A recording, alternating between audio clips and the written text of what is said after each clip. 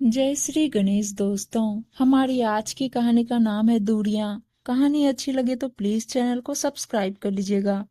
अब शुरू करते हैं कहानी। रावी, कल छोटी बहू के मम्मी पापा आ रहे हैं। नाश्ते पानी का अच्छे से इंतजाम करके रखना। माँ जी, क्या मेघा से पूछ लूं कि आंटी अंकल को क्या पसंद है? उन्हीं की पसंद का बना लूंगी। अरे वो बड़े लोग हैं, उनकी पसंद के चक्कर में सामान भी खराब कर देगी। ऐसा कर, नए व्यंजनों में हाथ आजमाने की कोशिश रहने दे। जो बनाती है ना उसे ही बना लेना। तभी मेघा और चंदन की गाड़ी रुकने की आवाज आई। सास तुरंत उठी और बाहर बरामदे में जाकर गाड़ी से उतरती बहू से बोली, मेघा बेटा, तुम्हारे मम्मी पापा वैसे ही मिलने आ रहे हैं या कोई काम निकल गया इधर का? नाना, मैं तो वैसे ही पूछ रही हूँ। आने को तो कभी भी आ सकते हैं, पर वो बहुत व्यस्त रहते हैं ना, बस इसलिए पूछ रही हूँ। मम्मी पापा कल और यहाँ, पर मैं और चंदन तो आज रात की फ्लाइट से अहमदाबाद जा रहे हैं। वहाँ जॉब फेस्टिवल का आयोजन किया जा रहा है।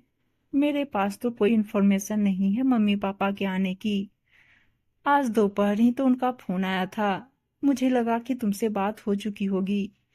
चलिए मैं थोड़ा फ्रेश होकर बात करती हूँ मम्मी से। रावी दीदी, दीदी, अपने हाथ की चाय पिला दीजिए। उसके बाद मैं आपकी हेल्प के लिए आ जाऊंगी किचन में। नहीं मेघा, तुम दफ्तर से थक कर आई हो, फिर फ्लाइट से जाना है। आराम कर लो। मेघा जाने से पहले 10-15 मिनट निकालकर नैतिक का होमवर्क करवा देना। हिंदी तो मैं पढ़ा दूंगी, पर ये साइंस मैथ्स मेरे बूते से बाहर हैं।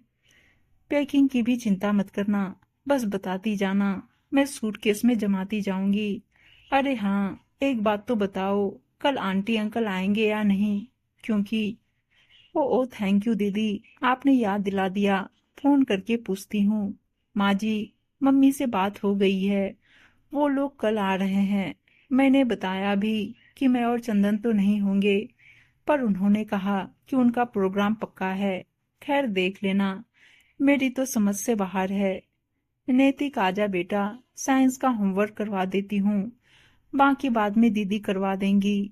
रेवती और मेघा दोनों देवरानी जेठानी इस तरह घुल मिल कर रहती थी कि कभी कभी तो उनकी सास उषा देवी भगवान के सामने हाथ जोड़कर विनती करती, हे भगवान जी, हमारे घर को किसी की नजर न लगे। मेरी दोनों बहुओं में यूं ही प्यार प्रीत बनाए रखना। सचमुच जब 2 साल पहले एक अमीर परिवार की बेटी मेघा को चंदन ने जीवन साथी के रूप में पसंद कर लिया था, तो पूरा परिवार सहम गया था।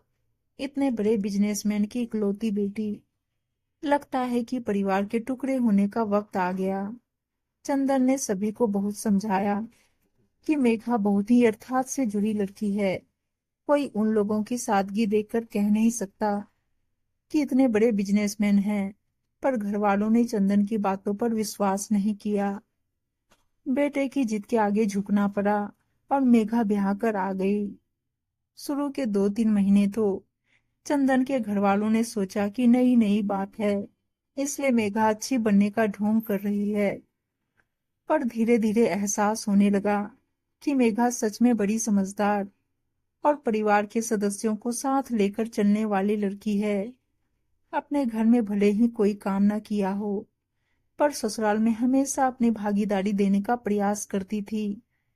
दोनों बहुओं ने बड़ी ही सुघड़ता और तालमेल का परिचय दिया था।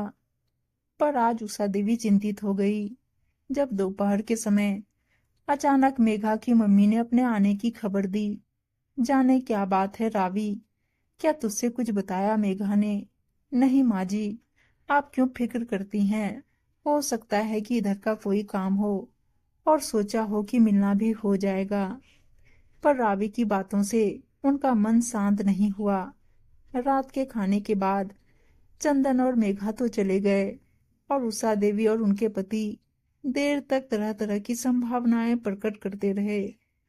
अगले दिन सुबह ही रावी के पति अमृत माता पिता के कमरे में जाकर बोले, ओह, मैं तो बताना ही भूल गया था कि आज ऑफिस के सभी कर्मचारियों के परिवार के मेल मिलाप का दिन निश्चित किया गया है।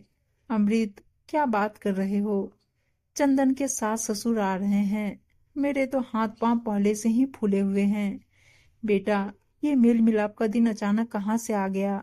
मैं तो रावी को। नहीं बेटा, माँ, परिवार के सदस्यों के हिसाब से बुकिंग हो चुकी है। मैं अपने परिवार को लेकर नहीं गया तो बॉस नाराज हो जाएंगे। आज के बदलते समय में इस तरह की गतिविधियों को करना जरूरी हो गया है। हे मेरे भगवान जी, बेटा रावी को उनके आने के बाद ले जाना, कम से कम खाने पीने का बंदोबस्त। माँ मेरी मजबूरी को समझें, मेरे हाथ में नहीं है। मैं खाने का ऑर्डर कर देता हूँ, बस डोंगे में डालकर रख देना। पुष्पा को रोक लेना, आपकी मदद कर देगी, कुछ पैसे अतिरिक्त दे देंगे। चल ठीक है, अब चारा भी क्या है।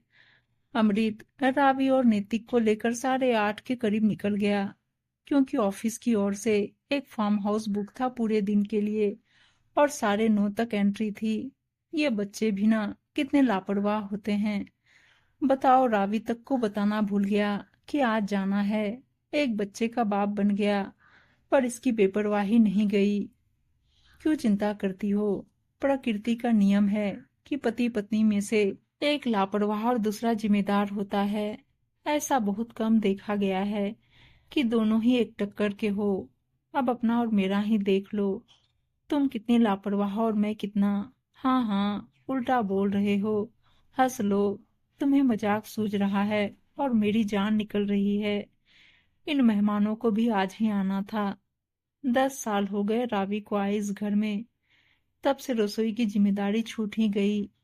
उषा देवी अपने पति के साथ बातचीत में लगी थी कि तभी फोन बज उठा। हाँ मास्टर जी, कैसे हो? बड़े दिनों बाद फोन किया है। सब ठीक है। बच्चे तो आज बाहर गए हैं। भाई, घर पे हम दोनों बूढ़े बुढ़िया हैं। हाँ हाँ हाँ। हाँ आ जाओ, दोपहर के खाने तक क्यों नहीं। चलो बाकी बातें मिलने पर करते हैं। अजी सुनती हो अमृत की माँ? सुन लिया। बस ये बता दो कि किसे न्योता दिया है दोपहर के भोजन पर। भाई, अमृत के सास ससुर आ रहे हैं। अब बताओ मैं कैसे मना करता। अमृत को फोन मिलाकर कहो कि 2 आदमियों का खाना बढ़वा दे। ठीक 11:30 बजे गाड़ी रुकने की आवाज आई। उषा देवी और उनके पति ने सोचा कि मेघा के माता पिता आ गए, क्योंकि रावी के माता पिता के पास तो गाड़ी नहीं थी। पर बाहर निकलकर देखते हैं कि चारों समधी एक ही गाड़ी से उतर रहे हैं। सरप्राइज सरप्राइज, सब एक दूसरे की कुशल क्षेम पूछते अंदर आए। पुष्पा ने पहले पानी और फिर बढ़िया चाय बनाई। चारों ड्राइंग रूम में बैठे बातचीत में इतने मशगूल हो गए कि कब 1:30 बज गया उन्हें पता ही नहीं चला। वो तो पुष्पा के यह कहने पर कि खाना आ गया है, सचमुच उन्हें भूख का एहसास हुआ। तभी दोनों समधी ने उठी और बैग से 2-2 कैसरोल निकालते हुए बोली, हम भी 2-2 डिशेज बनाकर लाई हैं।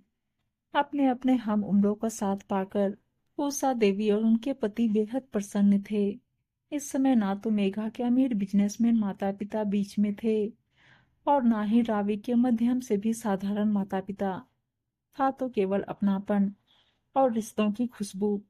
देखते ही देखते 5 बज गए और अमृत तथा रावी घर के अंदर से आती कहकाहों की आवाज को सुनकर अंदर आते ही बोले, तो बताइए, हमारी मेघा का आइडिया कैसा लगा?